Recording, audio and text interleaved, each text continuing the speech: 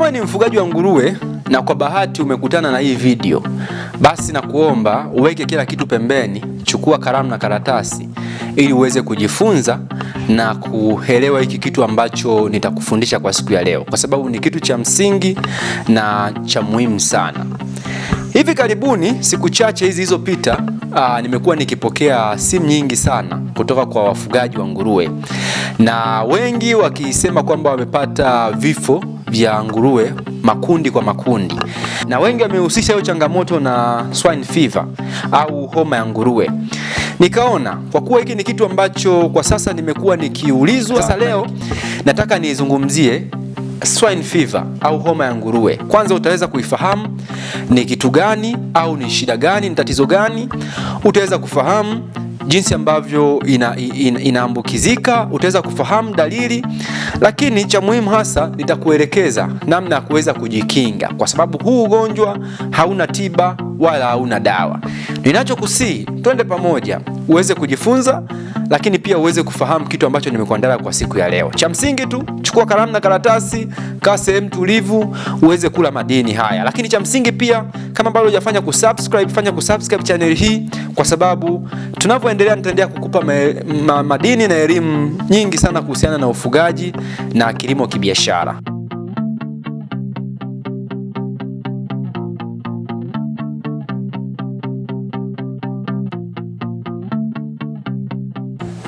Sasa tunapozungumzia swine fever au homa ya nguruwe, kwa mtu asioelewa, nataka nikueleweshe ni kwamba huu ni ugonjwa unaosababishwa na virusi, na huu ni ugonjwa ambao unaathiri nguruwe pekee, na upelekea homa kali, lakini pia upelekea kinga za mwili ya nguruwe kushuka, na moja kwa moja uathiri mfumo wa damu wa nguruwe, na mara nyingi upelekea vifo vingi sana. Na ikiwa kwamba huu ugonjwa kama nilivyosema mwanzoni hauna chanjo. Kuna aina mbili ya swine fever kama ambavyo nitakuelezea hapa. Kuna CSF swine fever ambayo ni classical swine fever. Sasa hii haipatikani Afrika. Hii classical swine fever inapatikana katika maeneo ya Asia na Ulaya huko. Hii yenyewe inasababishwa na RNA, na pia yenyewe ina chanjo, lakini pia hii vifo vyake ni vya chini au vya wastani, na hata rate yake ya vifo iko chini kama nilivyosema. Lakini kuna kitu kingine au kuna aina nyingine ya swine fever ambayo inaitwa ASF au tunaita African swine fever. Sasa hii ndio janga kubwa, na hii ndio hatari hasa kwa wafugaji wote wa Afrika, kwa sababu hii inapatikana Afrika, lakini hii inapatikana Asia pamoja na Europe, na hii sio changamoto kabisa. Hii wao wameweza kuidhibiti na wameweza kupatia chanjo pamoja na tiba. Lakini sasa tukija hapa kwenye upande wa African swine fever, hii ni hatari sana, kwa sababu kwanza yenyewe inasababishwa na DNA, double standard DNA. Lakini pia hii pia haina kinga, haina tiba wala haina chanjo,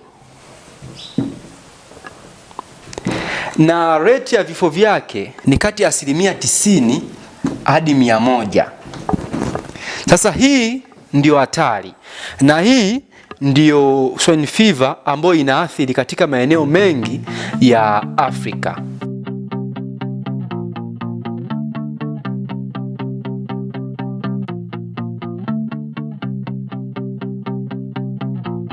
Kama tulivyosema, Afrika kuna African swine fever, na hii ni hatari, na nikasema hii ASF yenyewe ina kitu kinaitwa DNA. Hii ndani ni DNA, lakini ina kitu kingine, ina layer nyingine ambayo inaiprotect hii DNA. Hii ni protein ya virus, ambayo ina protect hii DNA. Lakini pia nje kabisa ina ganda la nje.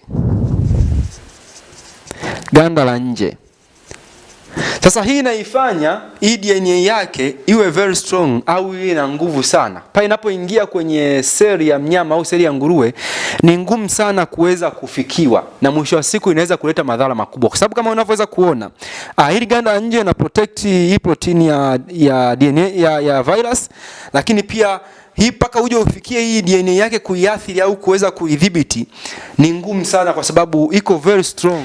Tumeshafahamu African Swine Fever ni nini na upo katika hatua nzuri ya kufahamu ni kitu gani. Sasa nataka nikueleze dalili zake. Pengine kama uliona hizi dalili na haujafahamu ni kitu gani, basi itakuwa nafasi nzuri ya wewe kuweza kujifunza. Kwanza dalili zake, ya kwanza ni homa kali.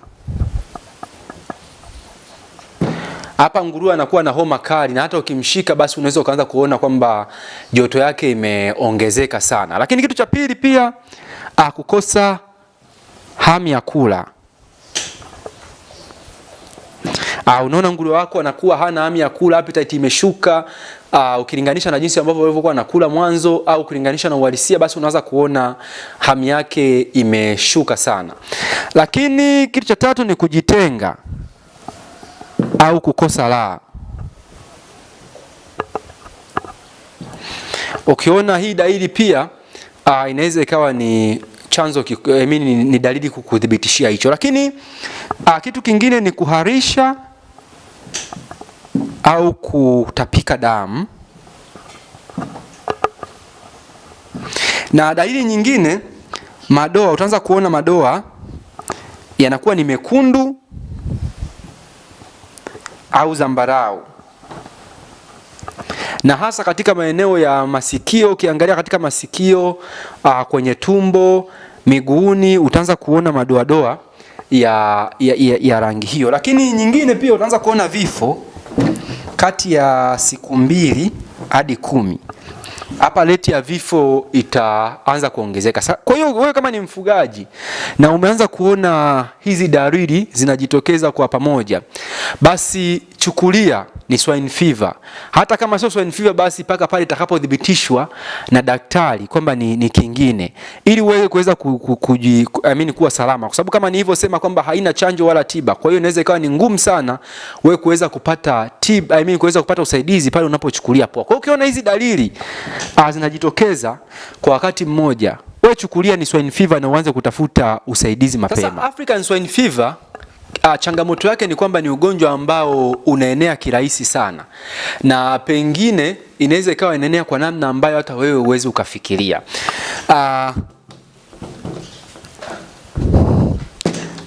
Kuna namna nyingi ambazo inaweza ikaenea, lakini namna ya kwanza ni nguruwe kuwasiliana moja kwa moja. Hapa ni kwa maana kwamba labda wewe hata una population kubwa kwenye banda lako au kwenye sehemu moja, lakini pia ile kuruhusu nguruwe kutoka shamba lingine kuingia katika shamba lako. Kwa mfano unakuta umechukua dume sehemu nyingine, umekuja kupandisha, umechukua dume huku umepeleka kule, basi hiyo inaweza kuwa ni njia rahisi sana, una njia moja kubwa sana katika kusambaza huo ugonjwa. Lakini njia nyingine ni mwingiliano wa watu. Hapa tunazungumzia wanunuzi wameingia shambani kwako, watu wameingia shambani kwako bila utaratibu maalum. Daktari labda ambaye yuko makini ametoka katika shamba hili ameenda kwenye shamba lile, anaweza ikawa ni pesti mkubwa sana kuweza kusambaza huu ugonjwa. Lakini kitu kingine pia ni kuingiza nguruwe wapya bila karantini. Kitaalamu tunashauri pale unapokuwa umenunua nguruwe au pale unapokuwa umeleta nguruwe mpya shambani, basi hakikisha unamweka karantini kwa muda, hata wiki 2, wiki 3, ili kama ana ugonjwa wote au kama ana chochote, basi itakuwa ni rahisi kuweza kufahamu na wewe kuweza kujikinga, hasa kwenye kuweza kueneza kwa nguruwe wengine. Lakini kitu kingine kwa wale watu ambao wana tabia ya kulisha mabaki, hii nayo pia ni changamoto kubwa. Umeenda baa huko, umeokota mabaki, kumbe mle ndani kuna mifupa ya nguruwe, kuna nyama za nguruwe ambazo pengine walichinjwa akiwa na swine fever, na umechukua umeenda kuwalisha nguruwe wako, basi moja kwa moja kutakuwa kuna asilimia kubwa ya wao kuweza kupata huo ugonjwa. Kwa hiyo hakikisha unawalisha chakula ambacho ni bora na chakula ambacho ni standards. Na hapa sisi tuna recommend tumia chakula cha Koudijs kwa sababu hicho ndio chakula ambacho ni bora na hutapata hizo changamoto. Lakini kitu kingine pia, hata magari unapokuwa unahakikisha chochote kile ambacho kinaingia, labda magari ambayo yanaleta nguruwe, magari ambayo yanaleta chakula, magari yanakuja kubeba chakula, yanayokuja kubeba nguruwe, pia inaweza nikawa ni chanzo kikubwa cha kuweza kuleta swine fever katika banda lako. Kwa hiyo ukiweza kudhibiti hivi vitu, kuna uwezekano mkubwa sana kuweza kuondoa huu ugonjwa, kwa sababu huu sio laana au sio ugonjwa ambao unatoka tu kutoka shamba moja kuja shamba lingine. Ni lazima huo umeletwa na watu au namna ambayo ni rahisi. Lakini pia ya nyingine pia, hata mabanda ya nguruwe kukaribiana sana. Kwa mfano una banda hapa, pembeni jirani yako ana banda pia la nguruwe, hata ule upepo na hewa pengine inaweza ikawa ni changamoto au inaweza ikawa ni sababu ya kuweza kuleta hizo virus katika shamba lako. Sasa unapohisi kwamba tayari swine fever imeingia katika shamba lako, ni nini ufanye?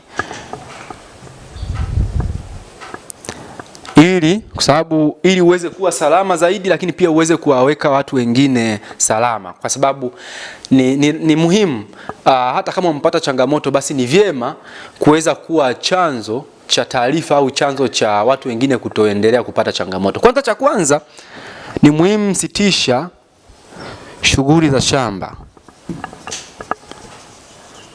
Kwa maana gani? Na maanisha kwamba hapa, kama ulikuwa na tabia za kuchinja au ulikuwa na plani za kuuza nguruwe, ulikuwa na plani za kununua, basi unaweza ukazisitisha kwa muda hizo shughuli zote, kwa sababu tayari umeshaanza kuona dalili. Kwa hiyo hicho ni kitu cha kwanza ambacho kitakuweka wewe salama, lakini pia kitaweka watu wengine salama. Lakini kitu cha pili, toa taarifa mapema katika mamlaka husika. Hapa unaweza ukatoa kwa mwenyekiti wa kijiji au ukatoa katika kwa bwana shamba wako au mahali popote ambapo unahisi ni salama au unahisi itakuwa ni mahali sahihi ya wewe kuweza kufikisha hizo taarifa. Lakini kitu kingine cha tatu ni kuweka karantini shamba lako.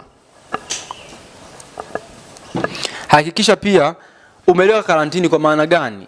Kuzuia shughuli zingine za watu kuendelea kuingia, watu kuendelea kutoka, kuweza kuhakikisha kwamba hui sababu ya wewe kuweza kusababisha hii tatizo liende kwa watu wengine. Na mwisho kabisa ni usafi mkali.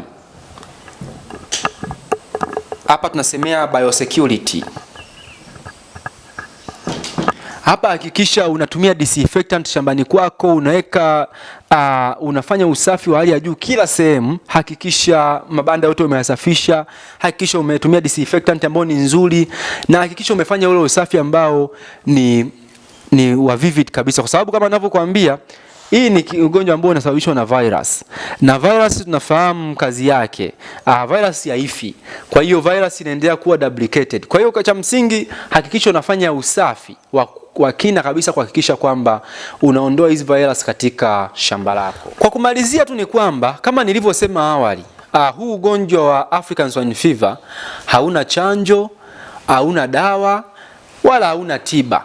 Kwa hiyo ni vyema wewe mkulima au wewe mfugaji kuweza kuzifahamu kwanza vitu vyote ambavyo vinapelekea ugonjwa kuingia katika shamba lako. Hiyo itakuwa ni njia ya kwanza wewe kuweza kuwa salama, kwa sababu ukifanya hivyo itakuwa katika mazingira mazuri ya wewe kuweza kuzuia au kuweka vizuizi kwenye vitu vyote ambavyo vinapelekea huu ugonjwa kuingia shambani kwako.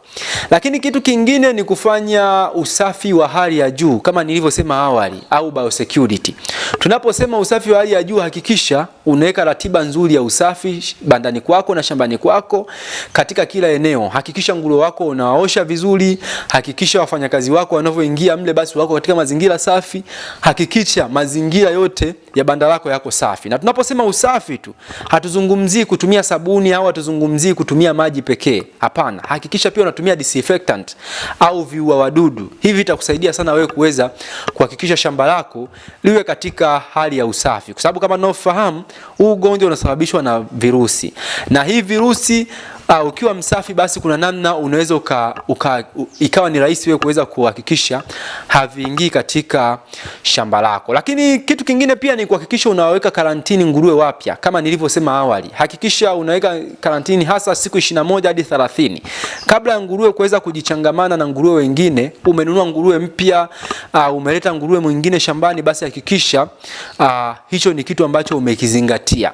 Kwa kufanya yote hayo, ndugu mpenzi mtazamaji, na uhakika kwa asilimia nyingi sana utakuwa salama na utakuwa safi katika kuhakikisha unadhibiti hiyo. Lakini cha mwisho cha kuongezea hapo ni hakikisha unaweka pia kumbukumbu vizuri za shamba lako. Kujua nani aliingia wakati upi, nani alifanya nini na kipi ambacho kilifanyika katika shambani kwako. Hii itakusaidia sana kuweza kujua kama kuna changamoto yoyote au kuna kitu chochote ambacho kimepelekea, basi ikawa ni rahisi wewe kuweza kwenda kabisa katika chanzo na kuepuka matatizo yote hayo.